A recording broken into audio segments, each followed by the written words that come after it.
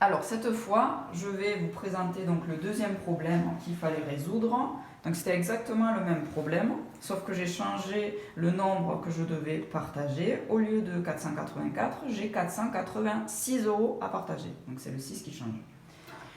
Donc je ne vais pas recommencer ce que je vous ai présenté précédemment. J'ai déjà partagé mes 480 € entre mes 4 enfants. Il me reste cette fois 6 € de plus à partager au lieu de 4. Donc j'ai 6 pièces de 1 €.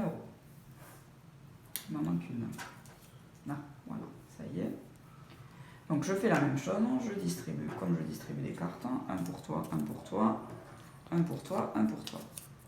Donc chacun a 1 € de plus et il me reste 2 €. Eh bien, c'est exactement ce que je vais faire dans ma division. Je commence par le 4.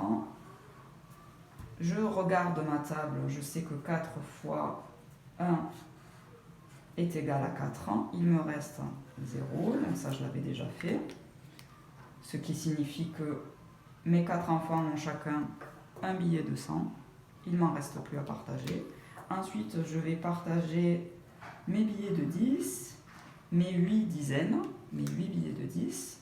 Donc je sais que c'est 4 fois 2 qui est égal à 8.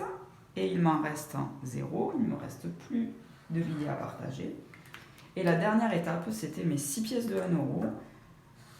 Donc je fais exactement la même chose. Qu'est-ce qui se rapproche de 6 dans ma table de 4? Donc si je reprends ma table de 4, il y a,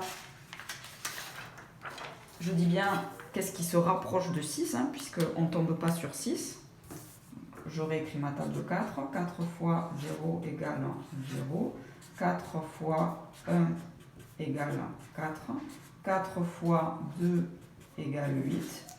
J'arrive pas, je ne trouve pas de 6. Donc j'ai soit 4, soit 8. Eh bien, je sais que ce qui se rapproche le plus de 6, ça va toujours être un nombre inférieur à 6. Donc je ne vais pas prendre 8, je vais prendre 4. C'est-à-dire 4 fois 1. 4 fois 1, qui est égal à 4. Et il me reste 2 pièces de 1 € à partager. Il me reste 2. Mon reste, je l'écris ici.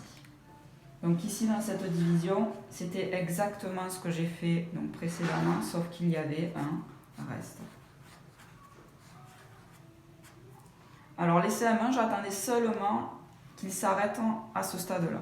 Par contre, maintenant, je vais expliquer comment on fait pour aller encore un peu plus loin et partager ces 2 pièces de 1 € entre les 4 enfants.